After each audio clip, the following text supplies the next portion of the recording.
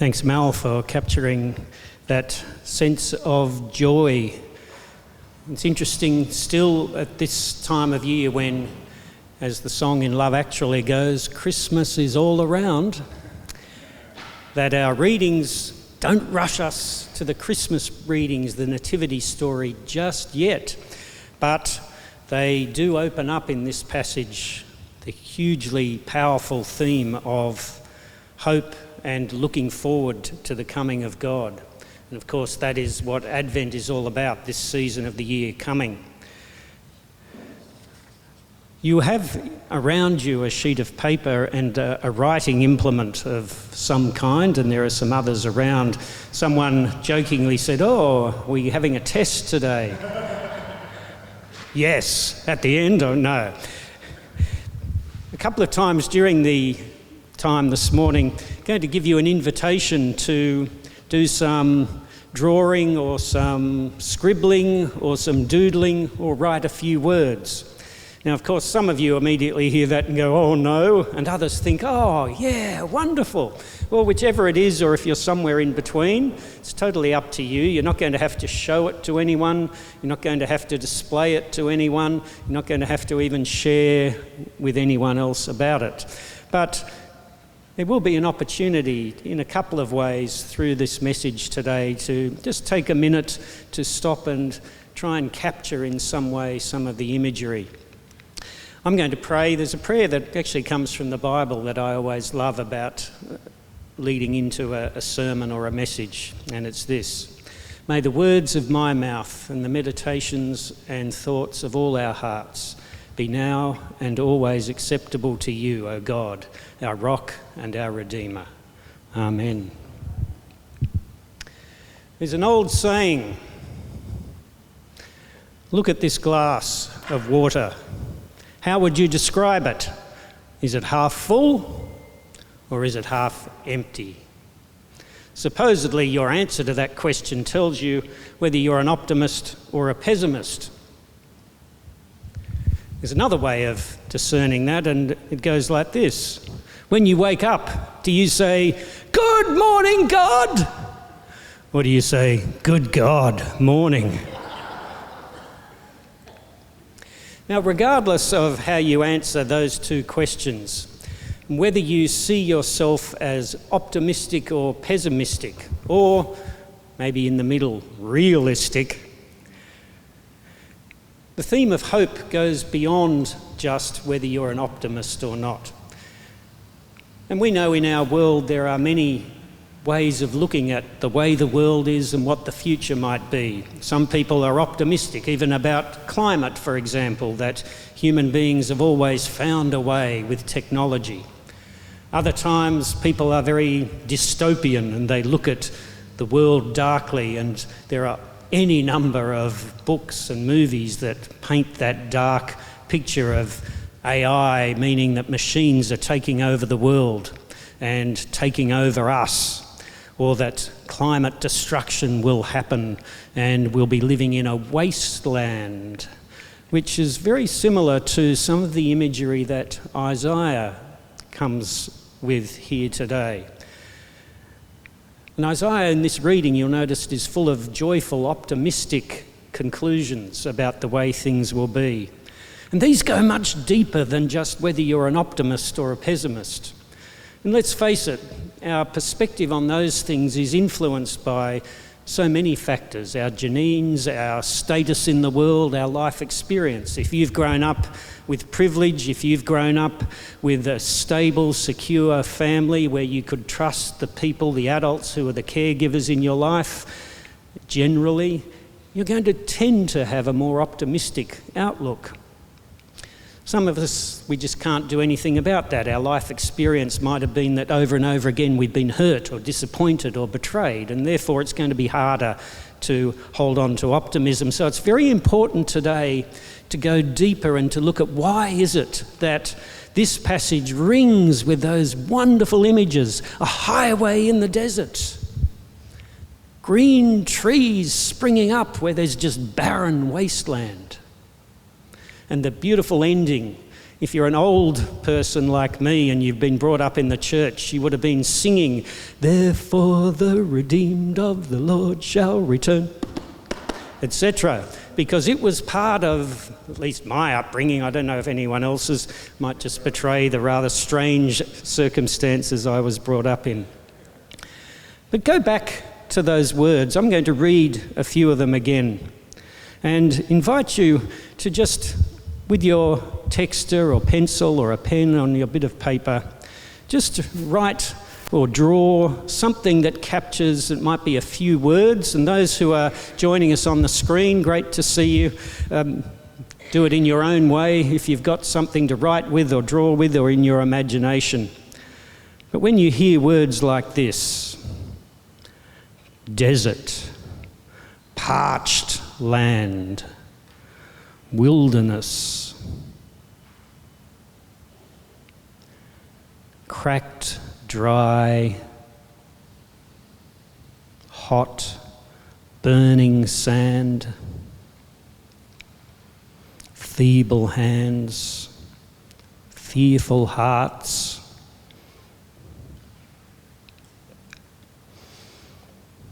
what images, what words come to your mind that you associate with those? Because as we think of those images, they're describing a physical reality, but what Isaiah is also doing is capturing a way of being, a way of that people are experiencing life. For life can be a wasteland. It can feel empty, devoid of life, cracked and parched. And these writings that come to us, written over 2,500 years ago, were describing a reality for a people who read them. Isaiah was prophesying before the city of Jerusalem fell in this section, but as the books of the Bible are compiled, they're read in a historical time by the people that we call the people of Israel. And as they read them, they're grappling with the way that their life was being experienced as desert, wilderness, devoid of life. For they'd been taken over by a foreign hostile power. Their leaders had been taken away to another country. Armies had come in and killed and raped and destroyed. But not only that, what we might call the spiritual crisis, the existential crisis as well, is that their temple has been destroyed where they worship God. Their king has been taken away. Their land has been taken away. These are all the things that made life meaningful. And now, who are they? Now, who is God? Where is God? How do we come to grips with that?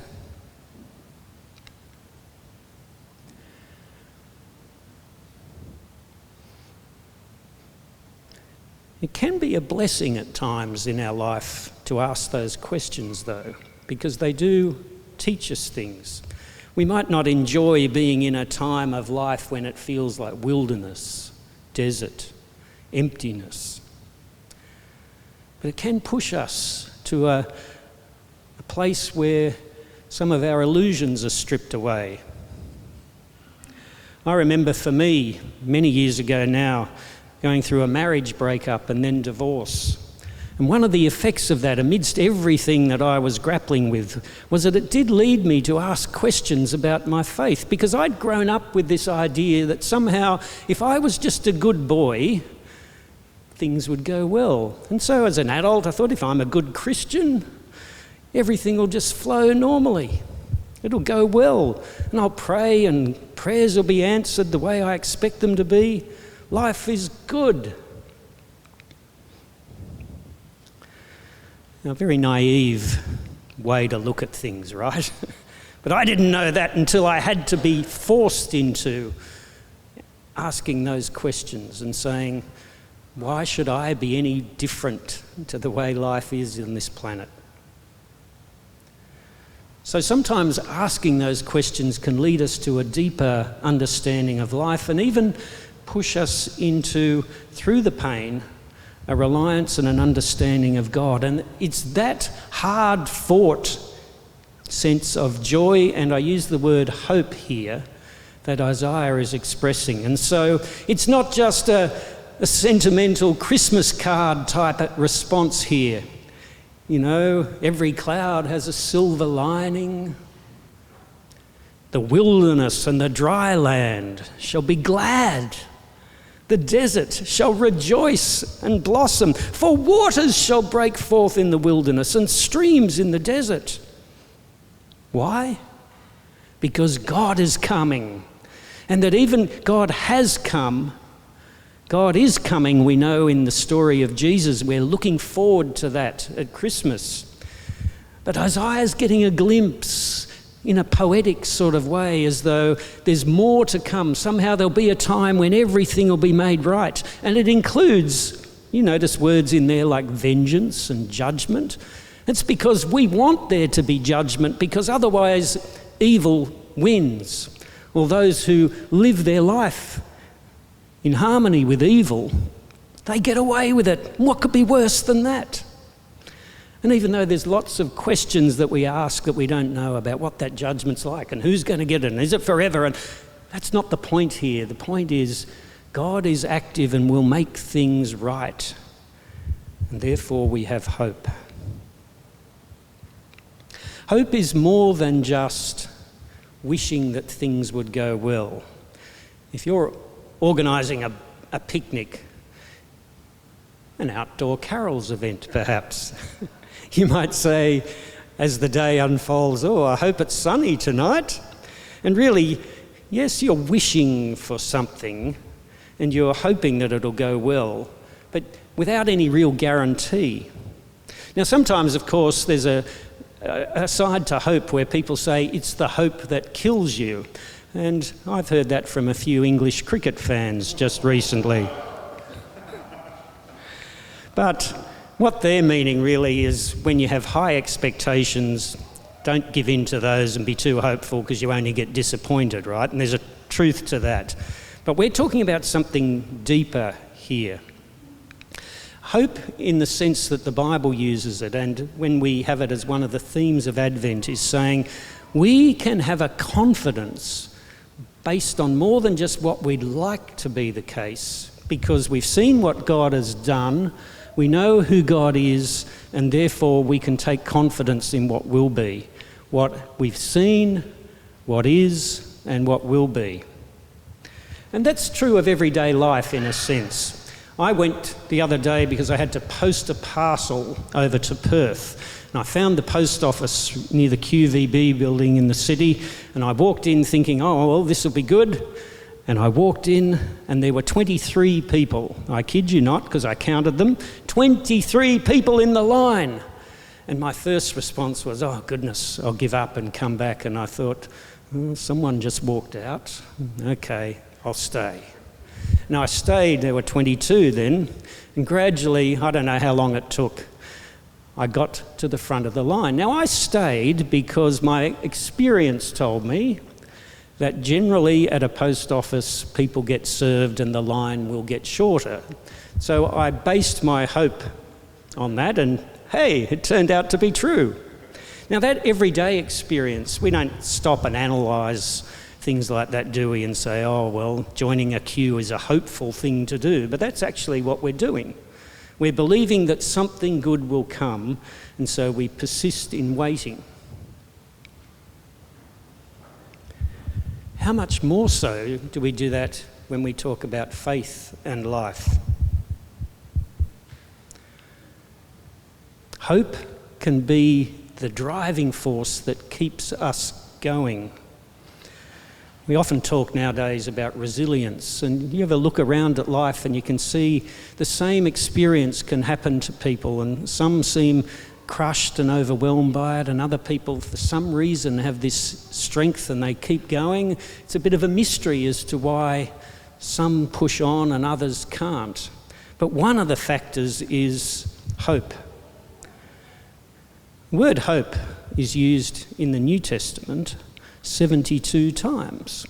Famously, in 1 Corinthians 13, faith, hope and love abide, these three. It's a powerful thought, and it's why in the desert times there is the hope, the expectation, the confidence that this won't be what we experience all the time. For in those moments, and it might be in our personal life, what's happening in our head or in our relationships or in our life. It might be when we look at the world and we look back on the year as we do at times like this and we say, it seems mad, it's crazy, it's out of control, what's going on? And so we do what Isaiah did, who looked back, relied on a vision of God that he'd had in chapter 6, and then said, yes, I will believe, I will hope. And so where do you go when you need to revive a sense of hope? Maybe it's to art and poetry and music, places where we see glimpses of God and beauty and truth and life and love. Yes. We look at nature and we get a glimpse of, amidst the mixed up world that we're in, there is just an undefinable beauty and glory that points us to God. We go to the scriptures, to the writings that reveal who God is. But most of all, we go to this wonderful story, as David was describing, a story of God being in the world in this baby, but more than that, living and then dying and rising again. And it's in that story, ultimately, that we have a reason to hope. And it's why Isaiah's vision, poetic as it is and set in a particular landscape where the desert springs to life, why that is more than just words or wishful thinking. I'm going to read some of those words again, and if you want to turn your page over or grab a fresh piece of paper, maybe an image or a picture or a doodle will come to your mind as you think on these words. Or some particular words or a prayer will come to your mind that you want to write as an expression of hope today.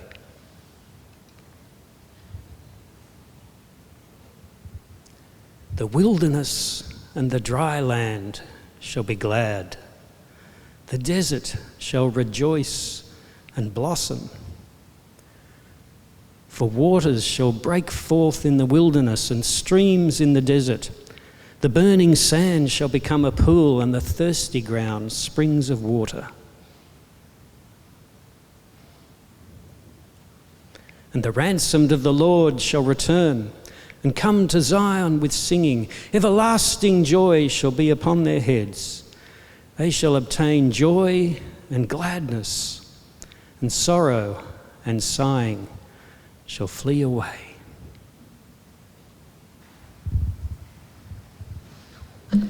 The sun has come, the sun is coming.